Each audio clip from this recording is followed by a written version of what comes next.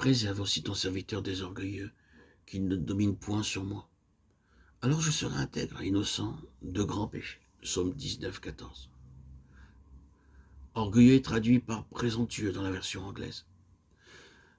Dans le verset de ce psaume de David, il nous est montré qu'il existe deux sortes de péchés devant Dieu.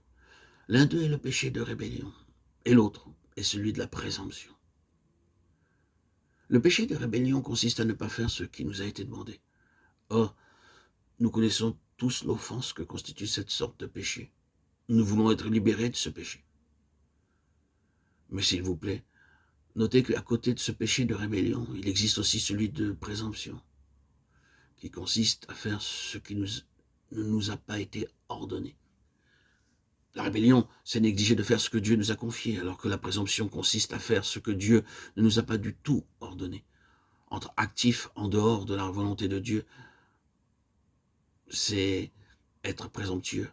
D'une part, Dieu dit « Ne commettez pas d'adultère, ne dérobez pas. » Si quelqu'un fait cela, il est coupable. Nous savons tous cela. Mais d'autre part, savons-nous que le péché, c'est aussi de faire quelque chose sans l'ordre de Dieu? Reconnaissons-nous comme un péché devant Dieu, un travail accompli sans son ordre, selon notre propre idée, même si nous voyons que ce que nous avons fait est excellent. Dans la prière qu'il adresse à l'Éternel, David demande à être préservé du péché de présomption. Dieu sait ce qu'il veut. C'est pourquoi il nous dit, par le moyen de la Bible ou du Saint-Esprit, ce qu'il désire que nous fassions. Car une œuvre spirituelle ne dépend pas de son importance, mais de son ajustement dans le dessein de Dieu et de son utilité pour Dieu. L'important pour un serviteur de Christ, c'est de savoir ce que Dieu veut qu'il fasse. À quel moment et avec quels moyens? Celui qui sert le Seigneur n'a nul besoin de concevoir son œuvre. L'une des caractéristiques de la nouvelle alliance, c'est que chacun d'entre nous peut connaître la volonté de Dieu. Un serviteur de Christ peut recevoir dans son esprit la révélation du Saint-Esprit pour discerner clairement ce que Dieu attend de lui. Une telle connaissance est une réalité et ne vient ni de son imagination, ni des encouragements ou des indications d'autrui. Elle est fondée sur ce que lui enseigne la Bible et révélée sur l'ordre de Dieu dans les profondeurs secrètes de son être par le Saint-Esprit demeurant dans son esprit. Cependant, combien aujourd'hui connaissent réellement la révélation spirituelle? Combien peuvent vraiment dire « je l'ai vu clairement » ? Il y en a beaucoup qui délaissent leur fonction pour l'œuvre de Dieu, car ils la jugent bonne et spirituelle, très désirable, ils calculent qu'elle est d'un plus grand profit. Dans l'œuvre du Seigneur, il y a probablement plus de volontaires que de personnes vraiment choisies par lui.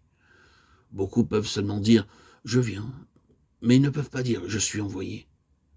C'est pourquoi beaucoup de soi-disant travail pour Dieu est rempli de mort. Il y a beaucoup d'efforts qui ne sont pas la volonté de Dieu, mais décidés par les hommes d'après leurs propres ailes et leurs suppositions. Ils appellent tout ce travail les œuvres de Dieu. Pourtant, il n'y a en réalité presque rien de Dieu en elles. La source de toute œuvre spirituelle se trouve dans le Seigneur et non pas en nous. Nous sommes uniquement responsables de connaître la volonté de Dieu. Tout ce qui est réellement spirituel doit avoir son origine dans le cœur de Dieu. Nous devons simplement faire ce que le Saint-Esprit nous a révélé. En définitive, tous les services peuvent découler de l'une de ces deux sources, de celle qui procède de Dieu ou de celle qui procède de l'homme. La première, c'est ce que désire Dieu. Tandis que l'autre est ce que l'homme pense que Dieu peut désirer. Il nous faut nous examiner pour savoir de quelle nature est l'œuvre que nous accomplissons.